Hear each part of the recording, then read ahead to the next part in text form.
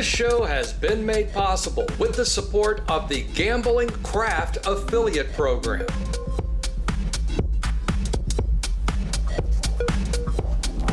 Well, hello my online gambling friends, and thank you for streaming another edition of APCW Perspectives. We've got less than 2 weeks to go before the ICE and IGB shows in London, and as of today, I'm still planning to be there, and hopefully I'm going to see many old friends that I've been missing for quite a while, and a couple of you that still owe me some money. But first, we kick off this week's show with an exclusive story as the UK Gambling Commission is announcing a major change in anticipation of the review of the Gambling Act, a change that has many affiliates very upset, requiring them to submit to random drug testing beginning in October of this year. Additionally, webmasters over the age of 40 will be required to have a yearly colonoscopy where the commission comes to your house and bends you over. And while this story is clearly an April Fool's Day joke, what's not a joke is that the folks at Camelot Group aren't laughing at the shaft they got from the UK Gambling Commission last week. On our previous show, I told you that Camelot had lost their bid to continue as the National Lottery licensee, with the commission awarding the new contract to Allwyn. This despite Camelot supposedly outscoring them in the assessment, and now it looks like Camelot will, in fact, take legal action, prompting the commission to defend its decision, but simultaneously admitting that their scoring system tilted the table, so to speak, in favor of ensuring that the highest possible donations went to UK good causes, which, if you'll recall, or go back and watch, is almost exactly what I said the real reason was behind all this.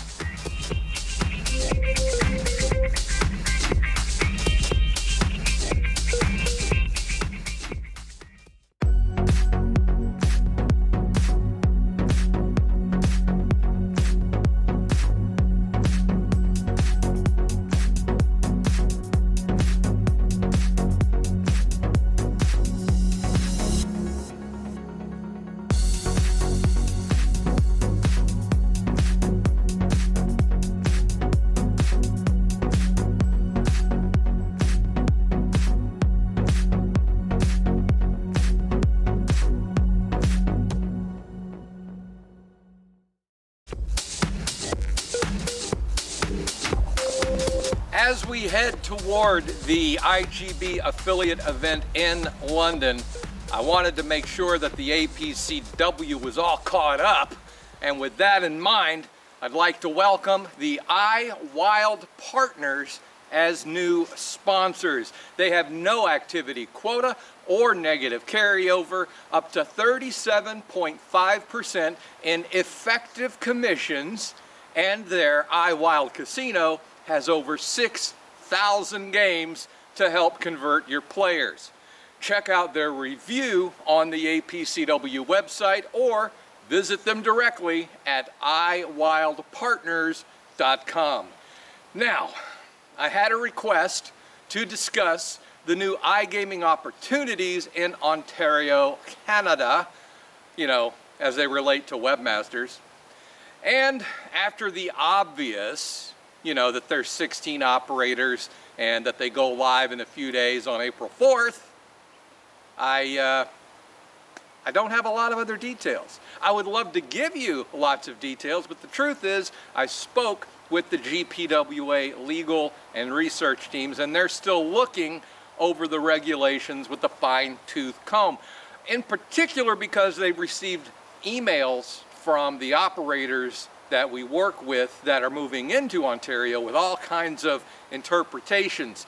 Traditionally, what happens is that different programs may interpret new regulations and new and exciting ways, and sometimes the interpretations don't always line up. So, with that said, we're still looking. We're still waiting to really get into the nuts and bolts of things. But from what I've been able to see on my own, the affiliate situation in Ontario seems to be quite similar to the affiliate situation in New Jersey, with their specific rules on marketing. And it looks like the regulator there in Ontario will place the responsibility of managing affiliates and their actions on the programs themselves.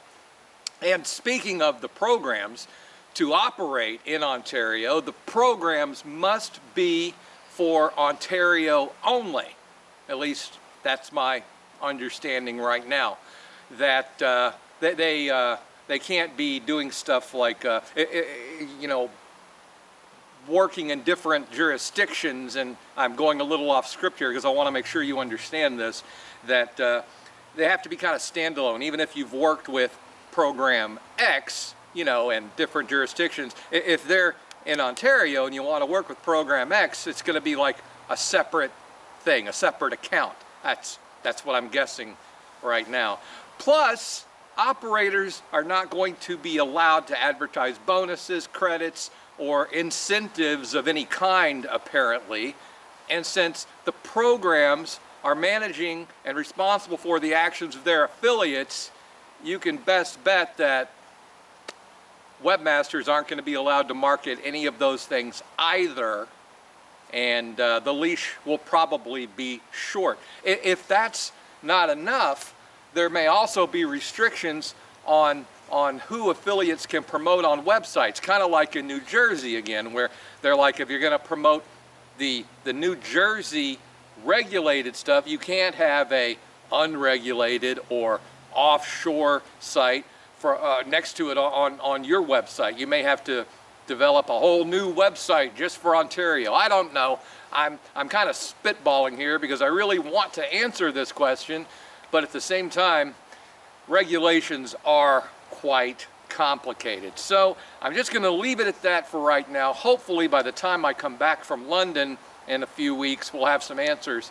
And who knows, maybe by that time, we'll actually have the review of the Gambling Act published.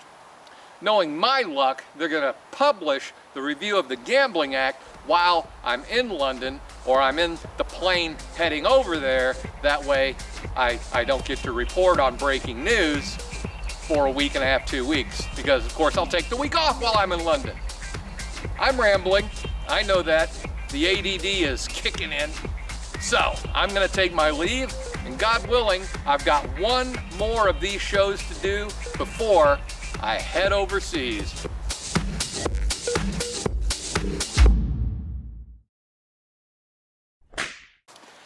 As we head toward the IGB affiliate event, I want to make sure that the APCW is all caught up to date.